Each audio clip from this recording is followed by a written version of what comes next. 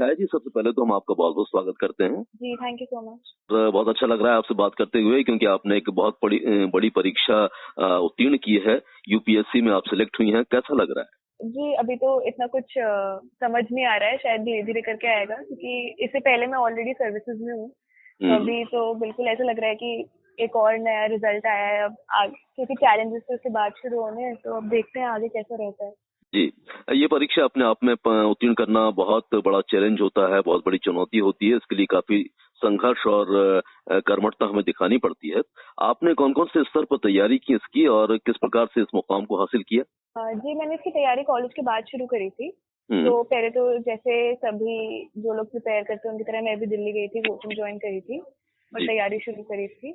हम्म, फिर धीरे-धीरे करके जैसे पहली बार मेरा प्रीलिम्स नहीं निकला था, दूसरी बार मेरा प्रीलिम्स नहीं निकला था, तो उसके बाद मुझे समझ आना शुरू हुआ कि मैं क्या गलतियाँ कर रही हूँ। फिर थोड़ी गाइडेंस ली बेटर और फिर उसके साथ यूपीएससी के साथ-साथ दूसरे एग्जाम्स भी देने शुरू करे जैसे सीएपीएफ या स्टेट सर्विसेज वगैरह। तो हम्म, धीरे-धीरे करके फिर समझ आने लगा कि कहाँ गलती हो रही है, कहाँ ठीक करनी है। हम्म, तो फिर मेरा थर्ड अटेम्प्ट में निकला तब मुझे दिल्ली अंडमान निकोबार पुलिस सेवा मिली थी। फिर उसके अच्छा। बाद थोड़े से मार्क्स फिर से बढ़े तो डिफेंस अकाउंट्स मिला, फिर अब थोड़े से मार्क्स फिर से बढ़े तो 65 रैंक आई। ऐसे एक-एक करके मैं गलतियाँ सुधार के किया था। मतलब आपने प्रयास छोड़ा नहीं और लगातार आप मेहनत करके इसको स्टेप बाय स्टेप बढ़ाती रही। जी, जी। मैं जानना चाहता हूँ छाया जी कि इसके लिए पूरे समर्पण की आवश्यकता होती है और एक सही दिशा और मार्गदर्शन की आवश्यकता भी होती है कि इस परीक्षा को किस प्रकार से फेस किया जाए और उसे पास किया जाए। आपके जी, इस प्रयास में कौन-कौन सहयोगी बने, कहाँ-कहाँ से आपने गाइडेंस लिया, मार्गदर्शन लिया?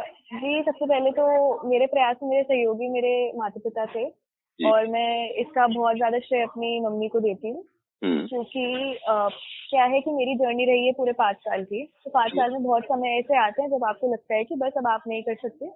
तो उन समय में आपको चिड़चिड़ाहट भी होती है, आप इधर-उधर गुस्सा भी निकालते हो, तो उस टाइम पे मेरी मम्मी मेरे बहुत साथ रहीं। और हुँ। इसके अलावा मैं दूसरा श्रेय देती हूँ अपने दोस्तों को जो मैंने बनाए, जो हुँ। दिल्ली में मेरे साथ लाइब्रेरी में थे या उसके बाद जो लोग मुझे सर्विसेज में मिले, हुँ। जिन्होंने मुझे बताया कि उन्होंने क्या-क्या किया था जो मैंने नहीं किया, तो धीरे-धीरे उन लोगों को मैं श्रेय देना चाहती हूँ। मैं जानना चाहता हूँ आपने कौन-कौन से सेक्टर ऐसे तय करके रखे हैं जहाँ पर आपको कुछ बेहतर करके दिखाना है, इस फील्ड में आप कुछ करना चाहती हैं?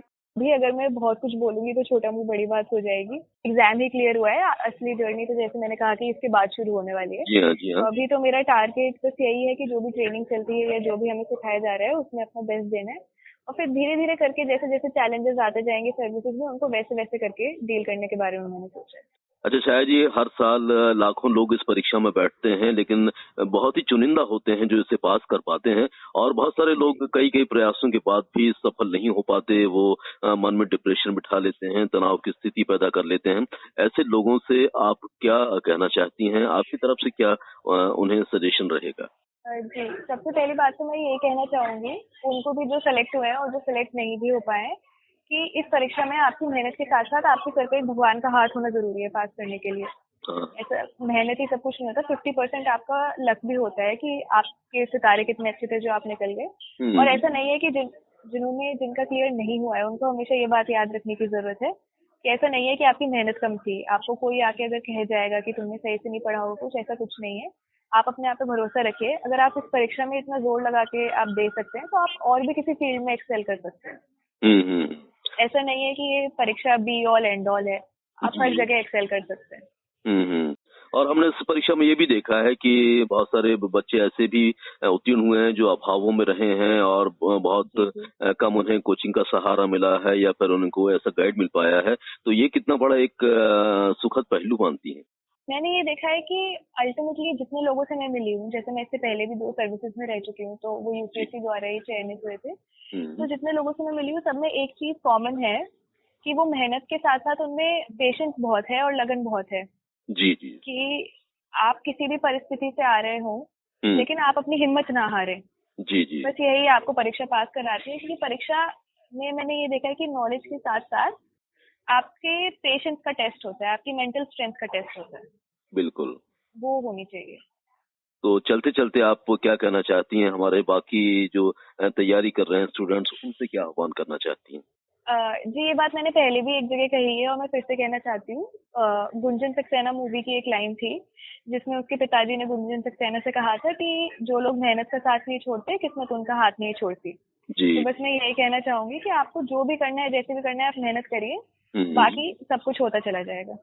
बहुत सही बात कही है आपने और उम्मीद है कि ज्यादा से ज्यादा लोग इस बात को एक्सेप्ट करके मेहनत करेंगे और आपके जैसे ही इस तरह की परीक्षा को फेस कर पाएंगे, उत्तीर्ण कर पाएंगे। इतना समय आपने दिया छाया जी, उसके लिए हम आपके बहुत बहुत आभारी हैं। Thank you so much. जी, थैंक यू।